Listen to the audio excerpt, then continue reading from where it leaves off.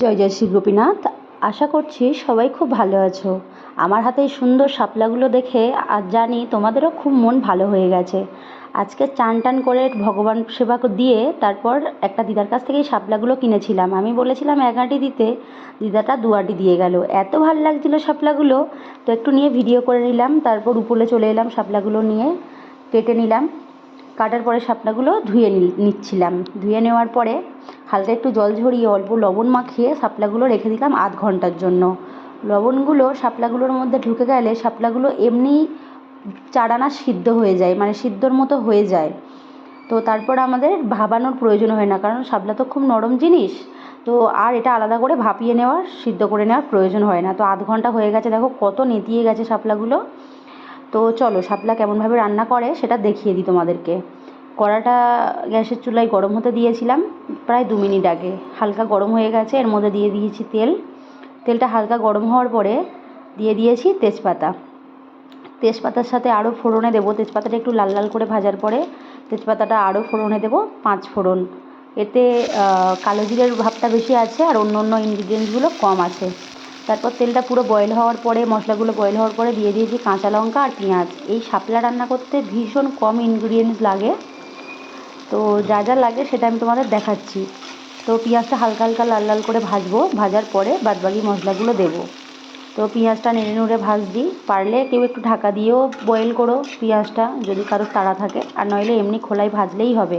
1 থেকে 2 মিনিট পেঁয়াজটা ভাজার পরে আমি একটু বাটা মশলা করে দেবো, গ্যাসের চুলাটা কমিয়ে দিয়ে। তো আমি শিলপাটাতে বেটে নেব। কেউ আবার ভেবো না যে নোংরা, এর আগে আমি 2টো তরকারি করেছিলাম, সেই মশলাটাও এখানে বেটেছিলাম। তো শাপলার জন্য সর্ষে 1 চামচ, 2 কোয়া রসুন আর একটু 1 ইঞ্চি মতো আদা বেটে নিয়েছি। তারপর দেখো পেঁয়াজটা একদমই ভাজা কমপ্লিট হয়ে গেছে।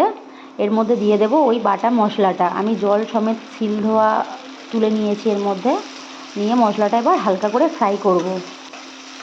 গ্যাসটা এই সময় একদম কমানো থাকবে। তো মশলাটা একটু ভাজা হোক, আর বাদবাকি মশলাগুলো এর মধ্যে কী কী দিই চলো তোমাদের দেখাই।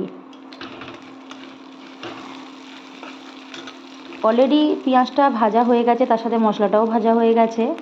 এবার এর মধ্যে দিয়ে দেব অল্প পরিমাণে লবণ, কারণ শাপলাতে অলরেডি লবণ মাখানো আছে। আর দিয়ে দেবো হলুদ গুঁড়ো 1 চামচ মতো, আর দিয়ে দেবো 1 চামচ মতো লঙ্কার গুঁড়ো, আর দিয়ে দেবো 1/2 চামচ মতো মিষ্টি। এই শাপলা বলো লতি বলো, এগুলো একটু মিষ্টি মিষ্টি না হলে একদমই ভালো লাগে না খেতে।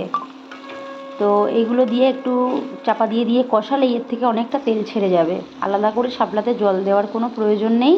তো দেখো হালকা করে মানে চাপা রাখার পর 2-3 মিনিট পর এরকম তেল ছেড়ে গেছে। এর মধ্যে এবার দিয়ে দেবো লবণ মাখানো শাপলাগুলো, দিয়ে হালকা হালকা করে নাড়বো আর চাপা দিয়ে দিয়ে রাখবো। আলাদা করে কোনো রকম জল অ্যাড করার কোনো প্রয়োজন নেই। তো দেখো শাপলাগুলো মশলার সাথে অলরেডি মাখিয়ে নিয়েছি, আর বারবার চাপা দিয়ে দিয়ে রান্না করছি। 2-3 মিনিট করে চাপা দিয়ে একবার করে খুলে খুলে নেড়ে দিতে হবে। তো এরম করতে করতে যেটুকু রান্না বাকি আছে শাপলাটা কমপ্লিট হয়ে যাবে। দেখো আমার এখানে প্রায় 12 আনা শাপলাটা হয়ে গেছে। আরও একটু কিছুক্ষণ চাপা দিয়ে দিয়ে শাপলাটা রান্না করব। তো কে কে আমার মতো শাপলা খেতে ভালোবাসো আমাকে জানাবে। দেখো এই অবস্থায় শাপলা রান্নাটা পুরোটাই কমপ্লিট হয়ে গেছে। তো তোমরা যারা যারা শাপলাটা খেতে ভালোবাসো আমাকে সবাই কমেন্ট করবে।